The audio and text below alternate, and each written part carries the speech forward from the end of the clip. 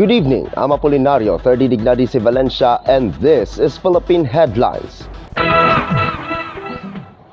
In Luzon, the Philippine National Police is preparing for the nationwide transport strike organized by pagkakaisa ng mga samahan ng tsuper at operator nationwide or PHILIPPINE scheduled on March 19.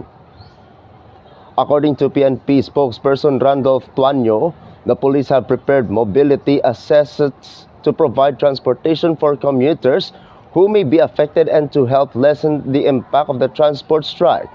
Meanwhile, Philippine National Police Chief Jose Melencio Nartates Jr. has also directed the National Capital Region Police Office or NCRPO to coordinate with the transport group to establish a comprehensive security plan.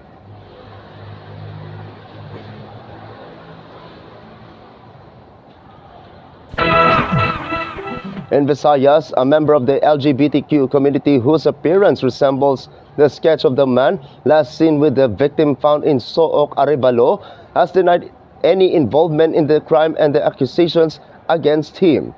The LGBTQ member, identified as alias Francis, went to the Arevalo police station after noticing that he looked similar to the sketch of the man who was last seen with Aurelio Diaz before the victim was found dead on February 19 in Sook, Arevalo. He went to the police station to clarify that he had no connection to the crime. According to alias Francis, said he does not know the victim and went to the police station to clear his name. It was learned that Francis is from the province of Antique and works in a carnival traveling around the entire Panay Island. Meanwhile, the Arevalo police station confirmed that alias Francis was not the person who was with the victim based on the statements of witnesses in the incident.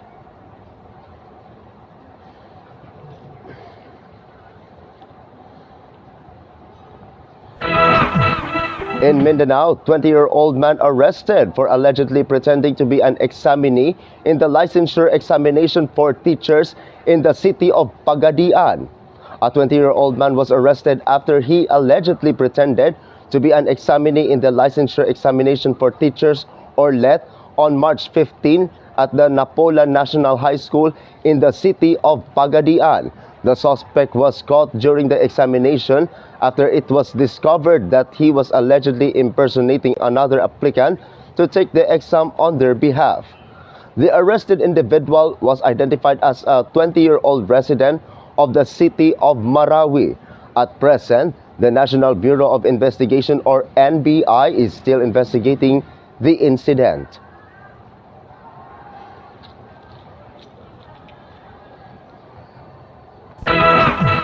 In the other news, mysterious light said to be Bathala appears. A man was left shocked and his faith changed. A strange and unbelievable experience witnessed by a man has spread on social media after he saw what they describe as a mysterious light floating in the sky, which some claim as also appeared in different places. The man admitted that he used to be not religious and even fond of drinking alcoholic beverages. He also said that he did not believe in a higher power. However, when he saw the figure that seemed to have no body but had a clear from floating in the air, his perspective. When the unidentified man saw the image as revealed, it felt like it was floating on God and my body felt very light. Many believe it could be a sign or manifestation of Bathala, while others continue to question the incident. But for the man, the experience was not a joke but a really that convinced him that there is a power greater than what he once believed. Netizens are now continuing to discuss and examining similar sightings in other places, which have brought both fear and hope to those who claim to have witnessed them.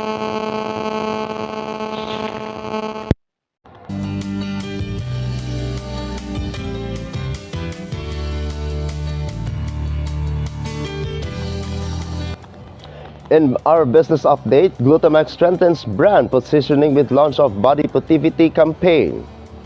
After 18 years in the Philippine market, Glutamax has unveiled a renewed brand direction with the launch of its latest campaign, Body Positivity, a message that reframes skin brightening as an act of personal agency rather than a response to imposed beauty standards. The relaunch signals what company executives describe as a strategic evolution, one that reflects how beauty conversations have matured and how consumers how define empowerment on their own terms. At its core, body positivity affirms that choosing brighter or more even-looking skin can be a valid expression of self-care. It uplifts individuals who feel confident in their decision to enhance their skin, emphasizing that such preferences are personal, not comparative benchmarks. A repositioning shaped by the changing conversations. In her keynote address, Aiza Dioko-san, Executive Director for Strategy and Marketing of Health Wellness Lifestyle Incorporated, underscored that the relaunch is about clarity and conviction. That event marks the official relaunch of Glutamax. It is about clarifying who we are today and what we stand for moving forward. As she said, for 18 years, Glutamax has been a trusted name in skin brightening in the Philippines. Today, we are strengthening our voice and refining our message. The recalibration arrives at a time when beauty brands are navigating more nuanced discussions about inclusivity, autonomy, and representation. Rather than retreating from these conversations, the brand is choosing to engage them directly, positioning brightening not as an obligation but as an option, an ambassador who embodies the massage. The highlight of their relaunch was the introduction of Vanessa Che Wing as the brand's newest ambassador.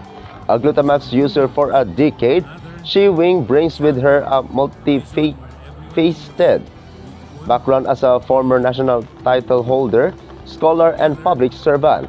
In her testimonial, she framed confidence as something shaped by growth and intention. Her message mirrored the campaign's ethos: self-care, when intentional, becomes an expression of self-respect. Notably, the brand moved away from traditional before and after storytelling, instead centering narratives of personal comfort and involving self-assurance. The beyond messaging, reinforcing the system. During the launch, Glutamax unveiling campaign, visual and official jingle, reinforcing themes of inclusivity and self-determination. The brand also highlighted its Glutamax system, including its nano-white technology, formulated design for whitening and protection as part of a daily self-care routine.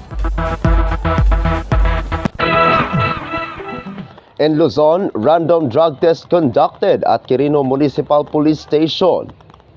A semestral drug testing activity was successfully conducted today at 9 a.m. at the Rojas Malig Plains in Satellite Forensic in Office in Barangay Luna, the Municipality of Quirino, the Province of Isabela, for the personnel of the Quirino Municipal Police Station. As a part of this, all PNP personnel of Quirino Municipal Police Station underwent drug testing led by Police Major Jaime Tong Jr. According to the station, this one of the activities aimed at ensuring that all personnel remain drug-free, which is a key standard of discipline in the service. This also supports the internal cleansing policy within the organization, which aims to maintain the office's integrity and professionalism and to strengthen public trust further.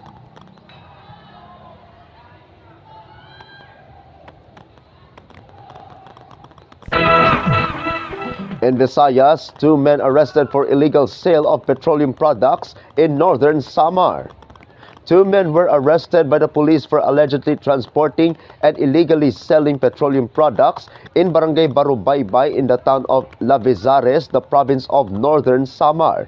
The suspects were identified as alias Pran, 49 years old, a driver and resident of Barangay Libas in the town of Lavizares, and alias Edu, 52 years old, a crew member of Fuel Central Incorporated and a resident of Barangay 6, the town of Pambuhan, the province of northern Samar. According to police reports, a concerned citizen alerted authorities regarding the illegal sale of fuel. Authorities immediately conducted an entrapment operation which resulted in the arrest of the suspects and the confiscation of several containers of petroleum products. During the investigation, the suspects revealed that they were instructed by an operator of Fuel Central Incorporated to deliver 54 containers of gasoline to the port of Barangay Barubaybay for transport via motorized boat to the island of Biri. The total value of confiscated petroleum products is estimated at 83,776 pesos. The suspects are currently detained at the Visares Municipal Police Station along with the seized gasoline and the vehicle used in the operation. They will face charges for violating Presidential Decree number 1865, particularly sections 2A and 3A.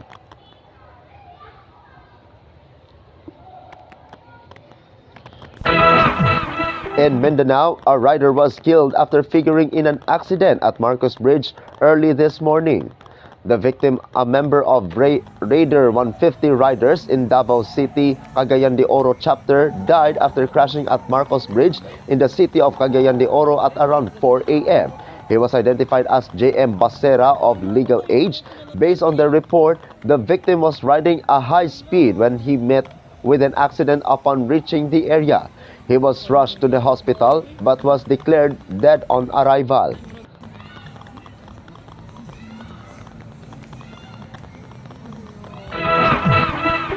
In the other news, meeting held for Holy Week activities in Tagoloan, the province of Misamis Oriental. A coordination meeting was successfully held today, on Tuesday, March 17, involving various offices, organizations, and church workers from Santa Maria de la Candelaria Parish Church and Santa Ana Parish Church in Tagoloan, the province of Misamis Oriental. The meeting aimed to discuss the schedule and planned activities for the upcoming Holy Week observance. The meeting was led by Tourism Officer J.R. Pascua. Among the key topics discussed were measures to maintain peace and order in the area, especially with the expected influx of devotees and visitors who will participate in church events and other activities during Holy Week.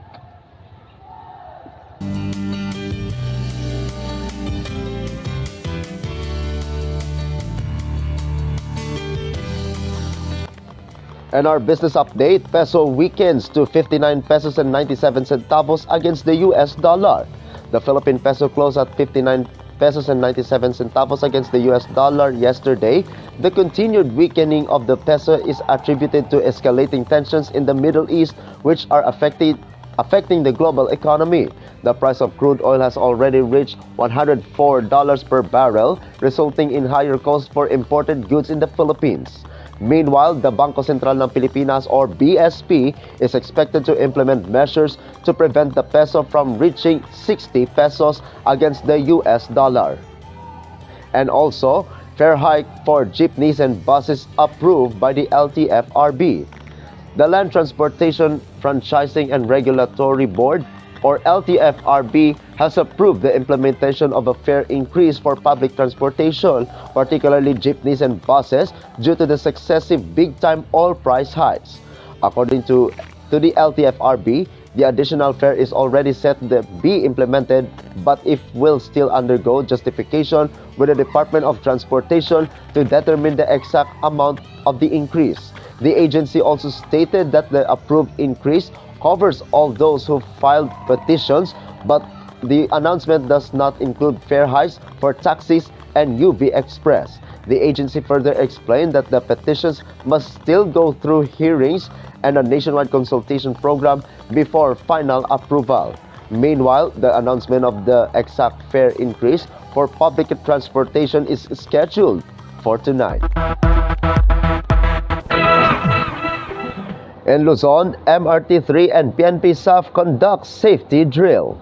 The Department of Transportation or DOTR MRT3, in coordination with the PNP Special Action Force or SAF, conducted a routine safety drill on March 13 and 14 as part of preparations to respond to any potential security threats within the rail system. The exercise aimed to strengthen coordination among authorities and ensure a swift and effective response to potential incidents within trains and at stations.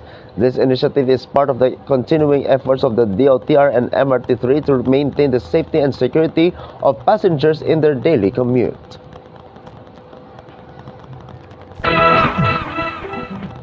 In Visayas, hole in the sternum included in autopsy results of alias Miko, the crew member of A3 Disco Mobile who died in burning van.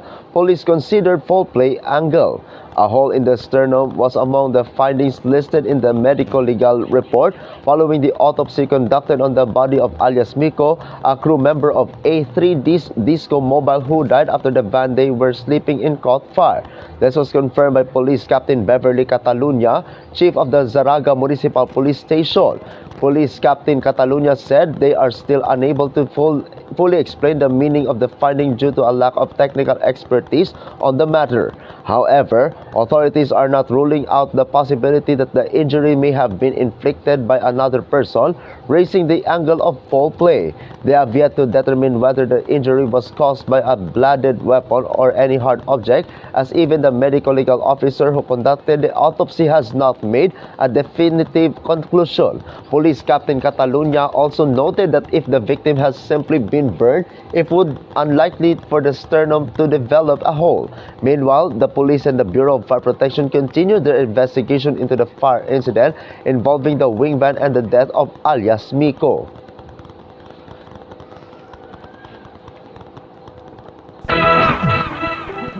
In Mindanao, man fall dead after reportedly falling from a bridge in San Alonso in Balinguan in Misamis Oriental.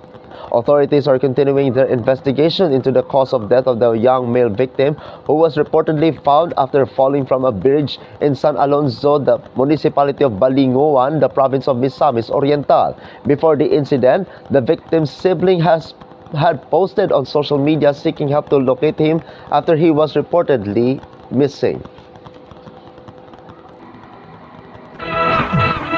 In the other news, ABS-CBN branding now on free-to-air partner channels.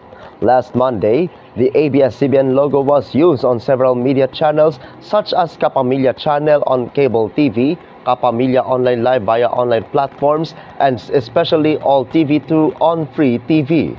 However, the Kapamilya Channel branding is no longer featured on any free-to-air channels owned by Villars, as it was filed with the iconic ABS-CBN logo. Since 2024, ABS-CBN and Advanced Media Broadcasting System or AMBS have designated All TV2 as the new gradual platform for Kapamilya content, complying with their landmark licensing agreement.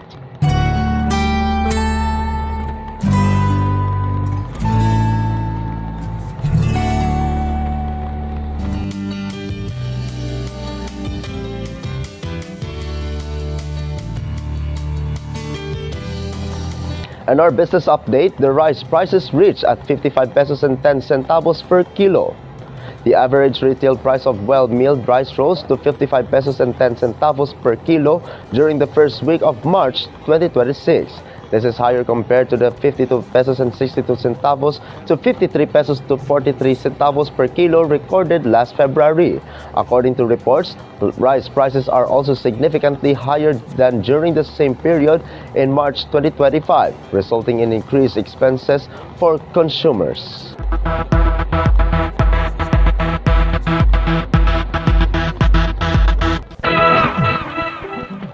In Luzon, parcel delivery truck was gutted by fire. This might be one of your parcels. Parcels bound for the province of Camarines Sur were not delivered after a delivery truck owned by Flash Express Philippines caught fire along the Quirino Highway in Tagkawayan in the province of Quezon this morning. According to initial reports, all cargo inside the vehicle was affected by the blaze. Authorities have yet to release an official statement regarding the cause of the incident and the total amount of damage. An investigation by authorities is still ongoing.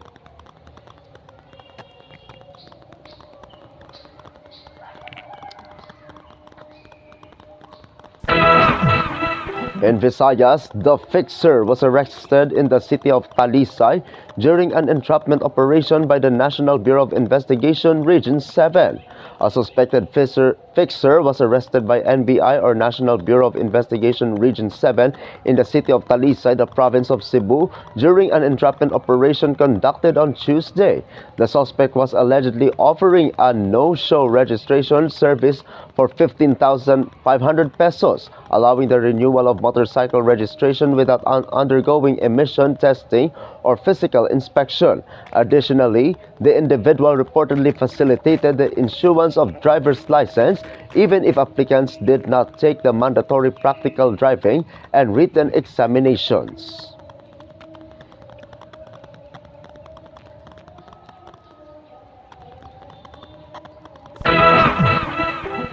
In Mindanao, all police stations in the city of Davao on alert to monitor gas stations, according to Davao City Police Office.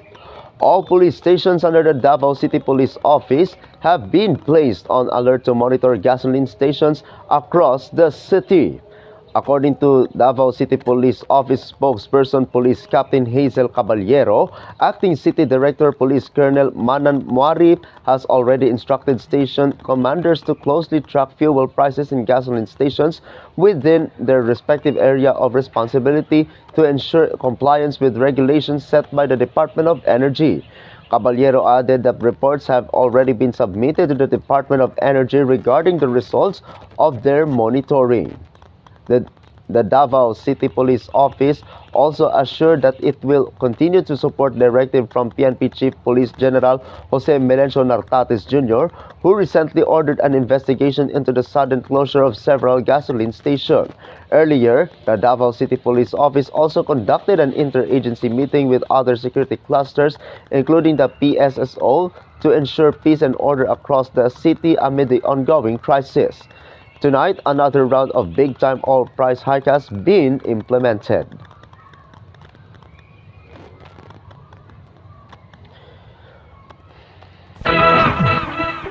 In the other news, public viewing for the late Coronadal City Mayor Eliordo Ojena has officially begun. The public may visit starting at 8 o'clock in the morning, and it will be continued until Friday. Through quiet, a sense of grief can be felt on the first day of the public viewing for the late Mayor Eliordo Ojena at the City Hall lobby of the Coronadal. People have been arriving one after another to pay their final respects to a leader who left a significant mark in public service and in the hearts of the people of Coronadal. The public viewing will run until March 20. Meanwhile, the family respectfully appeals to the public to refrain from taking close-up photos of the casket as a sign of respect for the late mayor and his loved ones.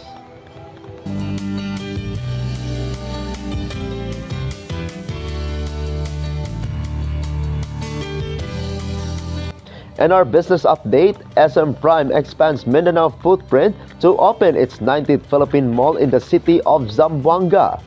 SM Prime Holdings Incorporated, or SM Prime, one of Southeast Asia's largest property developers, is opening to SM City Zamboanga on Friday, marking its 8th mall in the Mindanao and the 19th mall in the Philippines, reinforcing its growing footprint in the southern island of Mindanao. For four-level development will add more than 42,000 square meters of gross leasable space of Zamboanga City's retail landscape and is set to open with an exciting lineup of tenants. Located along Mayor Vitaliano Agan Avenue in Barangay Camino Nuevo, SM City Zamboanga builds on the momentum of SM City Mine Pro, which opened in the city in 2020. SM City Zamboanga is approximately 10 minutes from Zamboanga International Airport and 5 minutes from Zamboanga City Seaport. It is also within 2 to 3 kilometers of the City Hall at the downtown area, with a cross via public and private transport. With its strategic location and expanded amenities, SM Prime expects SM City Zamboanga to serve as a key commercial and social hub in the region.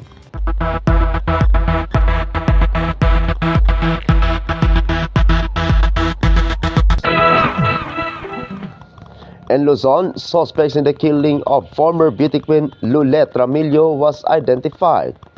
Following an intensive investigation, the police have identified the suspects in the killings of former Miss Philippines Earth 2013 Lulette Jane Ramillo.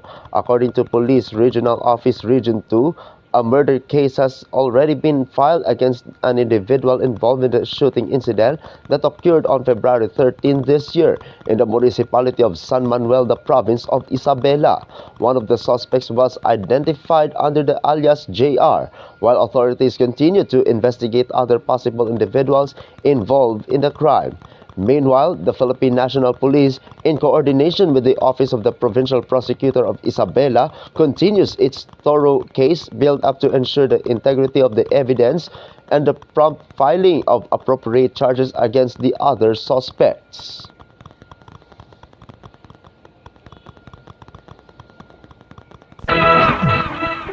In Visayas, the body of a child who was laid out in wake goes missing in the city of Dumaguete. The father is distressed as there is nothing left to bury. The body of a child went missing while it was lying in a wake in the city of Dumaguete, the province of Negros Oriental. According to the father, he is deeply distressed because there is no longer a body to bury on the scheduled date. Authorities continue their investigation to determine who is responsible for taking the body.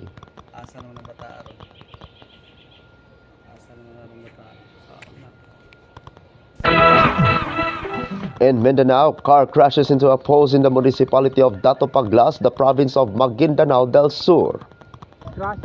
Residents who happened to pass by the area worked together to help after a vehicle met with an accident along the Dato Paglas Highway in the province of Maguindanao del Sur last March 18 in the afternoon. Civilians were able to pull out an elderly person who was bleeding from the vehicle while other passengers remained trapped inside the car. Emergency response units also quickly arrived after receiving a call, providing assistance and administering first aid to the injured victims.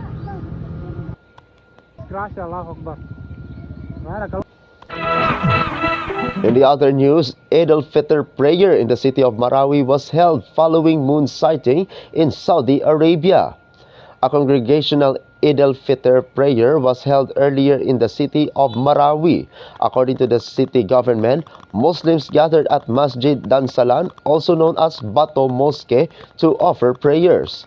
Meanwhile, in other parts of the Bangsamoro region, the congregational prayer is scheduled for tomorrow after the Bangsamoro Darul Ifta declared that the moon was not sighted during last night's observation. However, in the city of Marawi and other areas in the province of Lanao del Sur, they followed the moon sighting in Saudi Arabia, where the moon had already been seen, signaling the end of Ramadan.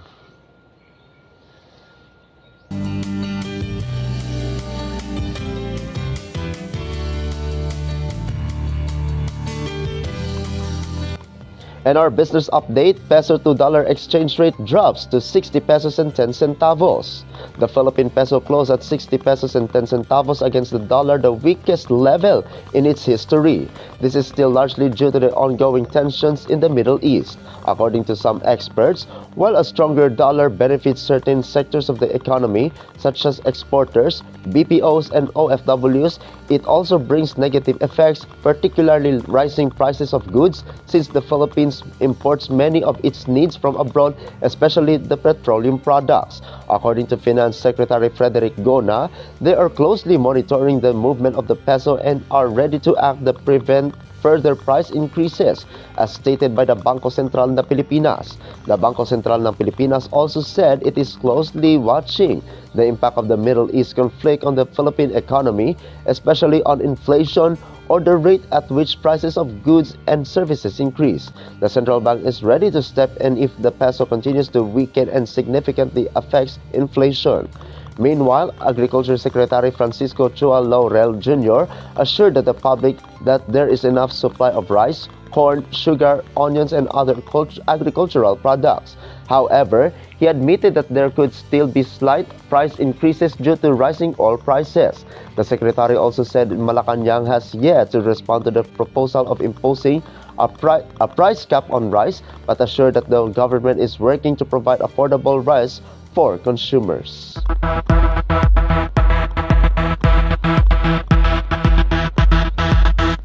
And that is Philippine Headlines this Friday, March 20, 2026. I'm Apolinario, 30 Dignadisi Valencia, and this is Salakot Online Broadcasting Network. Good night, Philippines. Amping kasadya.